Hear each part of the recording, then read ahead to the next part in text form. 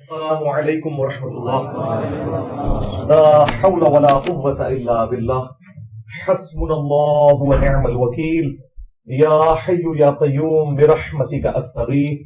لا الہ الا انت سبحانک انی کنت من الظالمین. ربنا آتنا من لدنک رحمة وهيئ لنا من امرنا رشدا. اللهم صل على محمد وعلى آل محمد وأصحاب محمد وأزواج محمد وأمة محمد أجمعين إلى يوم الدين آمين. الحمد لله رب العالمين والصلاة والسلام على سيد الأنبياء والمرسلين وعلى آله وأصحابه أجمعين إلى يوم الدين.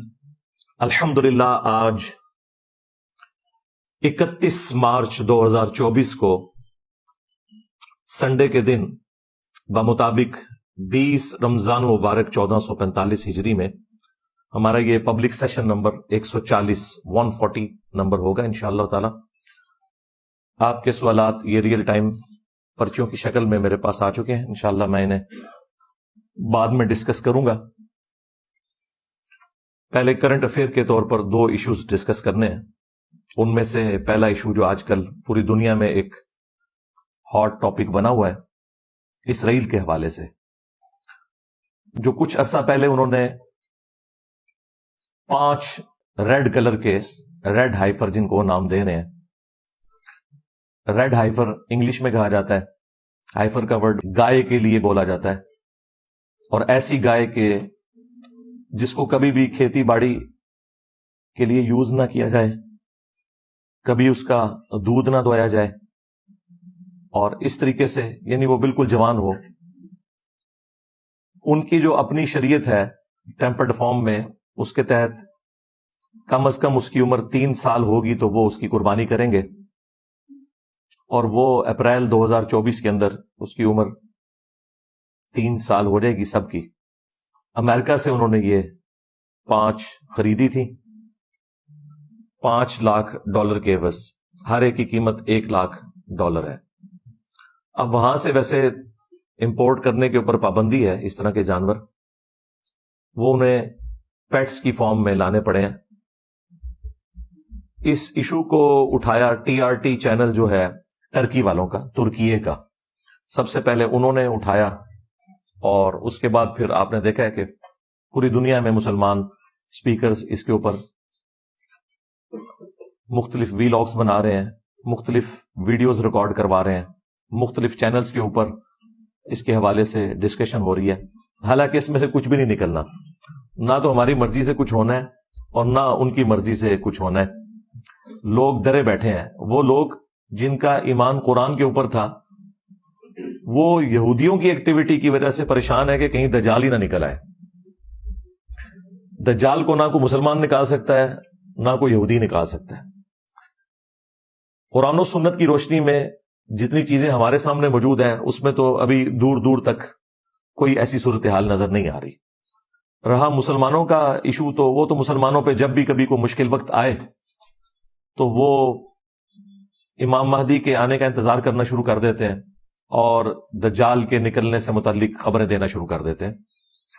اس سے زیادہ مشکل وقت مسلمانوں پہ تاتاریوں کی شکل میں آیا تھا، اور وہ اتنا بڑا فتنہ تھا کہ اس کے آگے کوئی بند نہیں باندھ سکا، تا وقت کہ اللہ تعالیٰ نے اسے کمزور کیا، اور پھر انہی میں سے لوگوں نے اسلام بھی قبول کیا. اس وقت جو کچھ مسلمانوں کے ساتھ ہوا، آج کل تو جو ہو رہا ہے یہ اس کا عشر اشیر بھی نہیں ہے. اس وقت بھی لوگوں نے یہی کنکلوڈ کیا کہ بس امت ختم کے ختم. 8 سے 100 سال پہلے تک آپ دنیا میں کوئی مسلمان ملک دکھا سکتے تھے جو آزادی کے طور پر زندگی گزار رہا ہو. آج پھر سے 60 اسلامک ملک موجود ہیں الحمدللہ. جب سے یہ ورلڈ وار 2 کے بعد امپائرز کا سلسلہ ختم ہوا ہے، اگرچہ مسلمانوں کو آزادی مل گئی ہے، لیکن یہ یاد رکھیے گا کہ اوورآل حکمران دنیا کے وہی الائیڈ فورسز ہیں جنہوں نے ورلڈ وار 2 کے اندر کامیابی حاصل کی تھی. لیکن اس دفعہ ورلڈ آرڈر چینج ہو گیا. پہلے تو جو بھی قبضہ کرتا تھا دوسرے کے ملک کے اوپر، وہ اس پہ براہ راست حکومت کرتا تھا. لیکن اب چونکہ قوموں، نیشنز کی بنیاد کے اوپر ملک بن چکے ہیں، امپائرز ٹوٹ چکی ہیں، لہذا اب جو رول کرنے والا معاملہ ہے وہ ڈائریکٹ نہیں ہے، انڈائریکٹ ہے. یہ ہم لوگ جو آئے دن گلا کرتے ہیں یورپین طاقتوں کے حوالے سے، امریکہ کے حوالے سے، کہ وہ انٹرفیئر کرتے ہیں، تو ان کو حق پہنچتا ہے انٹرفیئر کرنے کا، کیونکہ انہوں نے دنیا کو فتح کیا ہے. اور اس دفعہ چونکہ فتح کر کے انہوں نے ملک ہمارے حوالے کیے اور صرف حکمرانوں کو قابو کیا، اس لیے ہمیں لگتا ہے کہ ہمیں آزادی ملی ہوئی ہے. اس وقت حکومت انہی کے پاس ہے جنہوں نے دوسری جنگ عظیم کے اندر پوری دنیا کو شکست دی. سلطنت عثمانیہ جنگ عظیم اول میں ختم ہوئی، اور کوئی تھوڑی بہت رمق تھی تو ورلڈ وار 2 کے بعد وہ بھی ختم ہوگی مسلمانوں کی. لہذا اب اس پریزنٹ ورلڈ کے اندر صرف جوش پہ مبنی تقریریں کرنے سے، باتیں کرنے سے، وی لاگز بنانے سے کوئی مسئلہ حل نہیں ہونا، جب تک کہ ہم انہی اصولوں کے اوپر ترقی نہیں کریں گے جن اصولوں کے اوپر آج کے ماڈرن ورلڈ کے اندر قوموں نے اپنا مقام حاصل کیا، یعنی سائنس اور ٹیکنالوجی کے اندر. باقی آپ کو جو مرضی کوئی کہتا رہے کہ جی ہم 2 ارب ہیں، 2 ارب چھوڑ دیں آپ 10 ارب بھی ہوں تب بھی کوئی فرق نہیں پڑتا جب تک آپ کے پاس ٹیکنالوجی نہیں ہے. یہ ذہن میں رکھیے گا. میں بار بار ایک مثال دیتا ہوں، لوگوں کو بری لگتی ہے، آج میں نام لیے بغیر مثال دے دیتا ہوں. مسلمانوں کے بڑے جنگی لیڈروں میں سے کوئی پرانا لیڈر، اس جیسے 1000 لوگ بھی آج اگر میدان جنگ میں اتر آئیں تو ایک یہودی کلاشن کوف کے ساتھ، یہ بھی اب خیر پرانا انسٹرومنٹ ہو گیا ہے، اب تو اس سے جدید اسلحے آ چکے ہیں، وہ سامنے سے آئے تو کوئی اس ایک کا مقابلہ نہیں کر سکتا، سیدھی سی بات ہے. اور جو سب سے بڑا ایشو اس وقت مسلمانوں کے ساتھ ہے وہ ایئر سٹرائکس والا ایشو ہے. ہمارے پاس فضائیہ کی جو طاقت ہے یہ بہت کمزور ہے ایز کمپیئر ٹو امریکہ کے اور یورپ کے، اور یہی وجہ ہے کہ طالبان کو 20 سال لگے ہیں، ابھی بھی انہوں نے کوئی امریکنز کو شکست نہیں دی ہے. امریکہ خود چھوڑ کے چلا گیا افغانستان، کیونکہ انہیں ایک بھاری ایک خرچہ کرنا پڑ رہا تھا. ادروائز اگر اب بھی وہ چاہتے تو سسٹین کرتے. زمینی جنگ میں وہ مقابلہ نہیں کر سکتے تھے، اور اس میں بھی کوئی مسلمانوں کا بنایا ہوا اسلحہ نہیں تھا، یہ اسلحہ رشیا دیتا تھا طالبان کو. ظاہر ہے ان کے پاس تو کوئی ٹیکنالوجی نہیں ہے. رشیا نے جو کولڈ وار ہاری تھی امریکہ سے انہی افغانیوں کے تھرو، اس کا بدلہ پھر انہوں نے اتارا.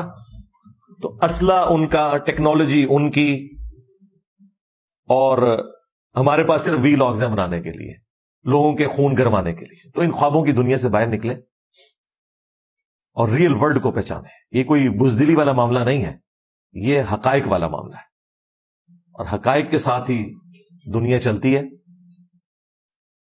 سیدنا خالد ابن ولید رضی اللہ تعالیٰ عنہ اگر میدان جنگ میں تلوار کے ساتھ آتے تھے تو سامنے سے رومن جنرل بھی تلوار کے ساتھ ہی آتا تھا. یہ نہیں تھا کہ اس کے ہاتھ میں کوئی پسٹل تھی، ورنہ وہ تو حضرت خالد ابن ولید کو کریم بھی نہ لگنے دیتا. تو یہ جو آپ کو ایک جھوٹ بولا جاتا ہے نا کہ برابر کا اسلحہ نہیں تھا اور صحابہ کرام نے فتوحات حاصل کر لی، پارشلی یہ بات درست ہے. کوانٹٹی وائز ان کے برابر کا نہیں تھا، لیکن کوالٹی وائز وہی تھا.